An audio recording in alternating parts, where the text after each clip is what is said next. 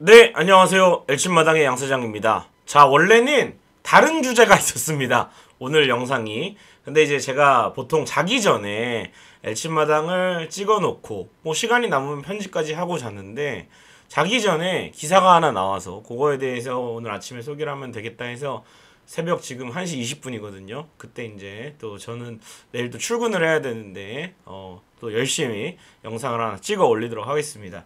자, LG 트윈스 아시아 쿼터 선수에 대한 또 얘기가 있어야 한다. 제가 얼마 전에 말씀을 드렸는데 아시아 쿼터 선수로 라클란 웰스 선수 영입이 임박했다는 소식입니다. 우리가 사실은 뭐 커뮤니티 썰에 의하면은 이 라클란 웰스의 형도 야구 선수거든요. 쌍둥이 형이 있는데 그 선수를 데려오는 게 아니냐. 그 선수 영입이 유력하다. 이런 얘기가 나왔긴 했지만 키움에서 이 선수가 뛰었었거든요. 올 시즌에 라크란 웰스 선수가 이 선수가 아시아 쿼터 중에서 그래도 좀 인기가 있었을 거예요. 왜냐면 키움에서 잘 던졌고 아예 이제 새로 리그에 적응을 해야 되는 선수보다는 그래도 우리 타자들을 조금이라도 상대해본 이 웰스 선수 영입이 아무래도 이 KBO 리그 구단들에게서는 조금 아시아 쿼터를 고려하는 데 있어서 최우선인 구단들도 있었을 건데 영입 경쟁에서 승리를 했다고 합니다. 기사에 의하면. 어쨌든 간에 웰스 선수에 대해서 좀 알아보고요. 정식적으로 또 계약이 소식이 들려오면은 제가 또 다뤄드리도록 하겠습니다. 자, LG 트윈스 2026 아시아 쿼터 선수로 호주의 라클란 웰스 선수 계약 유력했다는 소식이 들려왔습니다. 2025 시즌 키움 히어로즈에서 로젠버그의 부상대체 외국인 선수로 활약했던 웰스인데요. KBO 리그에서 경험을 통해서 기량 점검을 끝내고 이 선수는 사실은 이 완전 대체로 키움은 하고 싶었는데 계약을 좀 일찍 끝냈습니다. 아무래도 이 아시아 쿼터 가면은 뭐 보류권 이런 게 없는 상황에서 어떤 팀에게 갈지 모르는데 더 던져봤자 제가 봤을 때는 의미가 없기 때문에 계약을 조기에 끝낸 것 같아요. 만약에 더욱 시즌 끝까지 던지다가 팔이라도 아프고 아무래도 또 호주 리그에서 겨울에 많이 던지고 이 선수가 한국을 2025 시즌에 온 거잖아요. 그래서 좀 영리하다고 생각이 듭니다. 예, 다음 계약 무조건 하니까 이 정도의 실력이면 요만큼이면 됐다 해서 계약을 좀 일찍 끝낸 것 같습니다. 그래서 아시아 쿼터 제도 도입을 앞두고 다수의 KBO 팀이 러브콜을 보냈다는데 LG 트윈스와의 계약이 유력하다는 소식이 들려왔습니다. 아무래도 또 우리가 2025 시즌 챔피언이기도 하고 외국인 투수에게 뭐 다른 팀도 다 좋은 팀들이 많지만 LG 트윈스는 일단 숙소가 코엑스 또 주거가 가능한 고급 호텔에서 외국인 선수들이 또 머무르면서 정말 좋잖아요. 뭐 지하철 한정거장이면 야구장에 올 수 있고 혹은 뭐 택시를 타도 금방 야구장에 올 수 있는 환경에 숙소에서 내려가면 스타필드도 있고 뭐 구경거리도 많고 하기 때문에 맛있는 데도 많고 그래서 뭐 웰스 선수가 여러 팀을 고민했겠지만 아마 LG 트윈스와의 그런 점에서 또 계약 임박한 소식이 들려오지 않나 이렇게 생각을 해보고요.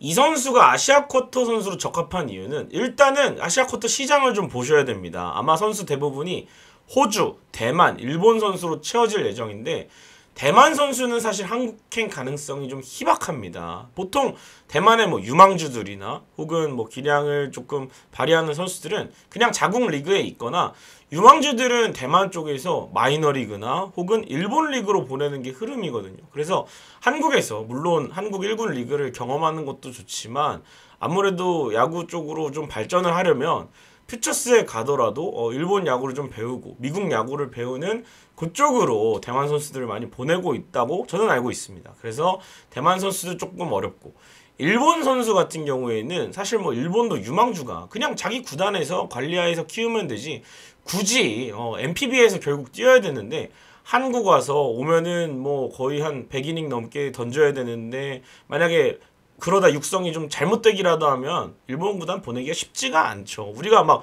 유망주 선수가 있다고 해서 뭐 중국 리그를 보내거나 아니면 뭐 유럽 야구 리그를 보내거나 이렇게 하지는 않잖아요.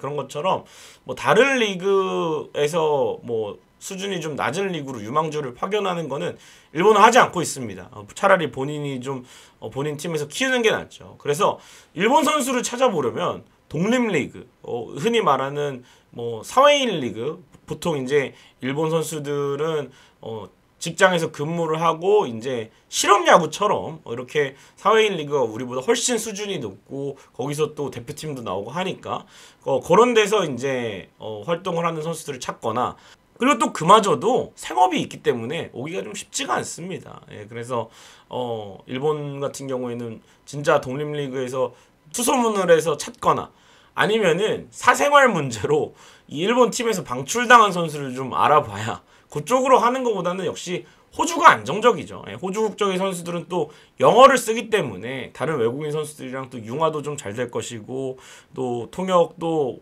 편하게 좀 채용을 할 수가 있고 하기 때문에 아마 호주 선수를 데려오는 팀들이 굉장히 많을 겁니다. 이 중에서도 KBO 리그 경험이 있기 때문에 웰스 선수는 안정적인 선택지라고 보여지고요. 저는 감히 말씀드리자면 코에닌 선수 있잖아요. 지난해 LG 트윈스 뛰었던 이 선수도 아마 다른 팀에 재취업할 가능성 매우 높다고 생각을 합니다. 어쨌든 간에 우리가 그래서 웰스 선수를 선택을 했는데 저는 안정적인 선택지라고 생각을 합니다. 그래서 라클란 웰스 선수 간단하게 소개를 드리면은 1997년생 호주 국적의 왼손 투수고요. 쌍둥이 형 알렉산더 웰스도 야구 선수입니다. 이 선수가 오는 줄 알았지만 라클란 웰스가 온다고 얘기가 나왔고, 마이너리그 5시즌 통산 346과 3분의 1이닝 투구를 했습니다. 평균 자책점 3.14고요. 다만 마이너리그 경험은 그렇게 중요하게 생각 안 하셔도 되는 게 더블A까지만 경험을 하고 그 이후에는 주로 호주 리그에서 활동을 했습니다. 2023-2024 시즌 이 선수의 전성기였는데요. 호주 리그 9경기 47과 3분의 2이닝 6승 무패 0.94 0점대 평균 자책점 기록하면서 호주 리그 MVP에 올랐고요. 직전 2024-2025 시즌에는 호주 리그 10경기 5승 1패 3.17을 기록을 했습니다. 그리고 2025 시즌 케니 로젠버그의 부상 대체 선수로 키움 히어로즈에 입단을 했고요. 4경기 1승 1패 평균 자책점 3.15를 기록하고 키움과의 계약은 마무리가 되었습니다. 아까 말씀드린 대로 겨울에 공을 한 50이닝 넘게 던지고 나서 이제 어떻게 보면 비시즌에 한국으로 온 거잖아요. 예, 그래서 이 선수가 더 던지면은 그 다음 시즌 아시아 쿼터 때 중요한데 자기 퍼포먼스를 못 볼 수 있기 때문에 이렇게 좀 전략적으로 한 것 같고, 4경기 선발 등판 중에 첫 등판 3이닝 정도 던지고 그 이후에 투구수를 늘렸는데 너무나 좋았어요. 예, 3이닝 등판 이후에 3번의 등판에서 모두 5이닝 이상 했고 그 중에 2번은 퀄리티 스타트를 기록을 했습니다. 이 선수는 전형적인 선발 자원이에요. 거의 호주 손주영, 호주 송승기 이렇게 보시면 될 것 같아요. 140km 중후반대의 직구와 다양한 면학으로 구사할 수 있고요. 제구도 좋은 편입니다. 그래서 완성형 선수라고 저는 생각이 드는데, 또 선발 경험이 풍부해서 선발이든 롱릴리프든 긴 이닝을 소화할 수 있다는 것이 저는 장점이라고 생각을 하고, 자세한 내용은 또 계약 후에 제가 경기 영상을 조금 더 면밀히 체크를 해보고 다뤄드리도록 하겠습니다. 그래서 웰스가 온다면 활용법은 일단은 다양하게 검토할 수가 있겠죠. 투수 쪽을 선택한 이상 선발 투수든 롱릴리프든 셋업맨 등 다양하게 검토할 거라고 보는데, 지금 우리가 선발 정원은 많아요. 5선발이 건재하고 거기에 이민호, 김윤식, 최채흥 이렇게 해서 내년에는 사실 5선발 이외의 선발 투수들이, 올해는 사실 최채흥 선수나 이지강 선수가 좀 버텨줬는데 이민호와 김윤식이 와서 내년에 복귀 시즌이니까 풀타임 선발은 아니더라도 이렇게 가끔씩 6선발 와줘서 선수들이 좀, 우리 선발진이 여름에 힘들었잖아요. 그런 거를 조금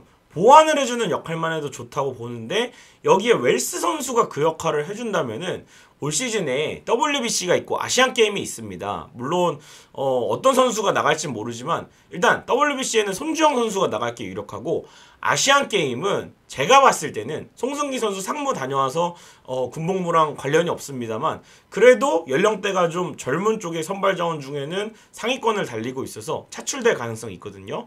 그래서 국가대표로 또 부르면 가야 되기 때문에 사실 WBC나 아시안게임에 나가는 선수들이 조금 선발진에서 이탈을 할 수가 있다. 어려울 수가 있다. 국제대회 또 WBC는 초반에 치르면은 초반에 다시 컨디션을 회복할 시간이 필요하고, 아시안게임 같은 경우에도 이제 여름에 열리기 때문에 휴식기 없이, 그렇기 때문에 조금 이것도 생각을 해봐야 되고, 앞서 말씀드린 대로 올해 보면은 선발진 쪽에 변수가 정말 많았습니다. 그래서 이 웰스 선수가 온다고 해서 무조건 풀타임 6선발을 하는 게 아니라 그러면은 6선발이 나오고 1선발이 나올 기회가 줄어드는 거니까 손해예요. 지금 KBO 리그가 한 주에 6경기를 하는데 그렇기 때문에 6선발을 그러면 어떻게 쓰느냐. 선발 투수가 체력적으로 좀 쉽지 않을 때 그리고 또 뭔가 변수가 생겼을 때 대비할 수 있는 자원이 필요하거든요. 그래서 144경기 레이스를 치르다 보면은 6선발 또는 뭐 선발진이 그냥 5선발로 제대로 돌아가면 롱릴리프도 필요합니다. 예, 그래서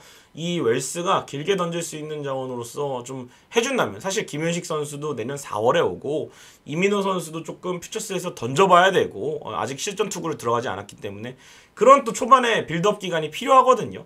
그때 이제 몸을 잘 만든 웰스가 대체 선발을 돌아주고 또 롱릴리프를 해준다면은 너무나 안성맞춤이죠.